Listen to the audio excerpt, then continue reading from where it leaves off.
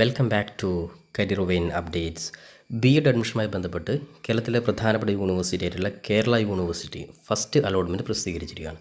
അപ്പോൾ ഫസ്റ്റ് അലോട്ട്മെൻറ്റുമായി ബന്ധപ്പെട്ട് വിദ്യാർത്ഥികൾ ശ്രദ്ധിക്കുന്ന വളരെ പ്രധാനപ്പെട്ട ചില കാര്യങ്ങളാണ് ഈ വീഡിയോ നിങ്ങളുമായി പങ്കുവെക്കുവാൻ ആഗ്രഹിക്കുന്നത്. അപ്പോൾ ഒന്നാമതായിട്ട് ഒഫീഷ്യൽ വെബ്സൈറ്റ് ആയിട്ടുള്ള admission.keralauniversity.ac.in എന്ന വെബ്സൈറ്റിൽ വന്ന് വിദ്യാർത്ഥികൾക്ക് ജസ്റ്റ് ഏറ്റവും മുകളിൽ തന്നെ നിങ്ങൾക്ക് ഇവിടെ ഫസ്റ്റ് അലോട്ട്മെൻറ്റ് നിർദ്ദേശം ഇവിടെ കാണാൻ സാധിക്കും. അപ്പോൾ അതിനായിട്ട് ഒന്നാമതായിട്ട് വിദ്യാർത്ഥി ജസ്റ്റ് നിങ്ങൾക്ക് റൈറ്റ് സൈഡിലൂടെ നിങ്ങൾ ആപ്ലിക്കേഷൻ നമ്പറും അതോടൊപ്പം തന്നെ പാസ്വേഡും ടൈപ്പ് ചെയ്ത് വിദ്യാർത്ഥികളുടെ ഫസ്റ്റ് അലോട്ട്മെൻറ്റ് സ്റ്റാറ്റസ് മനസ്സിലാക്കുവാൻ സാധിക്കുന്നതാണ്.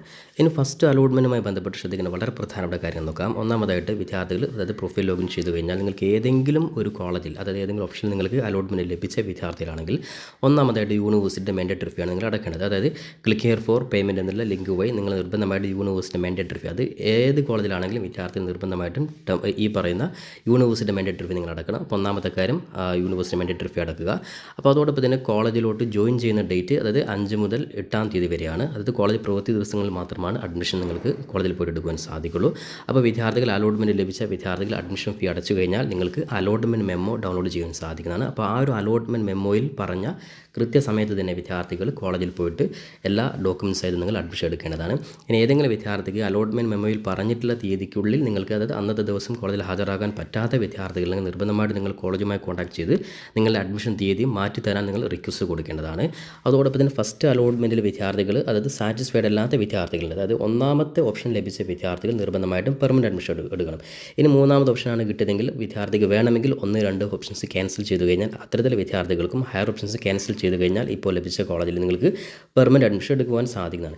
ഇനി ഇപ്പോൾ ലഭിച്ച കോളേജിൽ സാറ്റിസ്ഫൈഡ് അല്ലാത്ത വിദ്യാർത്ഥികൾക്ക് ടെമ്പററി അഡ്മിഷൻ കോളേജിൽ പോയിട്ട് എടുക്കുവാൻ സാധിക്കുന്നതാണ്. അപ്പോൾ എന്തായാലും പെർമനൻറ്റ് അഡ്മിഷൻ ആണെങ്കിലും ടെമ്പററി അഡ്മിഷൻ ആണെങ്കിലും വിദ്യാർത്ഥികൾ നിർബന്ധമായിട്ടും കോളേജിൽ നേരിട്ട് പോയിട്ട് അതായത് നിങ്ങളുടെ ആപ്ലിക്കേഷൻ അപേക്ഷ കൊടുത്ത സമയത്തുള്ള പ്രിൻ്റ് ഔട്ട് നിങ്ങൾ ഫീ പേയ്മെൻറ്റ് പ്രിൻ്റ് ഔട്ട് അതായത് നിങ്ങളിപ്പോൾ മാൻഡേറ്ററി ഫീ അടക്കുമ്പോൾ അതിൻ്റെ പ്രിൻ്റ് ഔട്ട് കൂടാതെ നിങ്ങളുടെ എല്ലാ ഒറിജിനൽ സർട്ടിഫിക്കറ്റും അതായത് നിങ്ങളുടെ ഡിഗ്രി ആണെങ്കിൽ ഡിഗ്രി അതേപോലെ PG ഉണ്ടെങ്കിൽ PG അതോടൊപ്പം തന്നെ SSLC +2 സംഭരണം തെളിയിക്കുന്ന സർട്ടിഫിക്കറ്റുകൾ എല്ലാ ഒറിജിനൽ സർട്ടിഫിക്കറ്റ് അതായത് TC ഉൾപ്പെടെയുള്ള മുഴുവൻ ഒറിജിനൽ സർട്ടിഫിക്കറ്റും എടുത്തുകൊണ്ട് നിങ്ങൾ നേരിട്ട് പറഞ്ഞ തീയതിക്കുള്ളിൽ കോളേജിൽ പ്രിൻസിപ്പൽ സഹിതം പോയിട്ട് നിങ്ങൾ പെർമനൻറ്റ് അഡ്മിഷൻ എടുക്കേണ്ടതാണ്.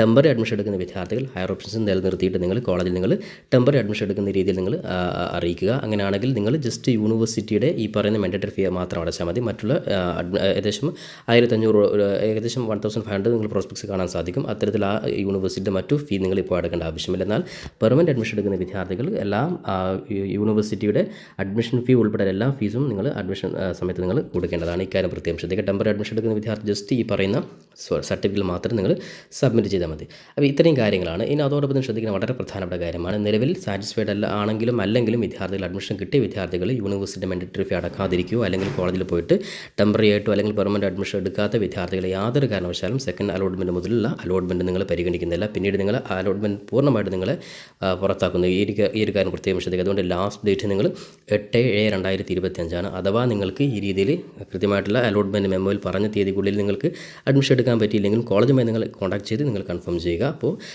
യൂണിവേഴ്സിറ്റി മാൻഡേറ്ററി ഫീ എടുക്കേണ്ട ലാസ്റ്റ് ഡേറ്റ് 8/7/2025 ഈ സമയം കൃത്യമായിട്ട് വിദ്യാർത്ഥികൾ മനസ്സിലാക്കി വെക്കുക.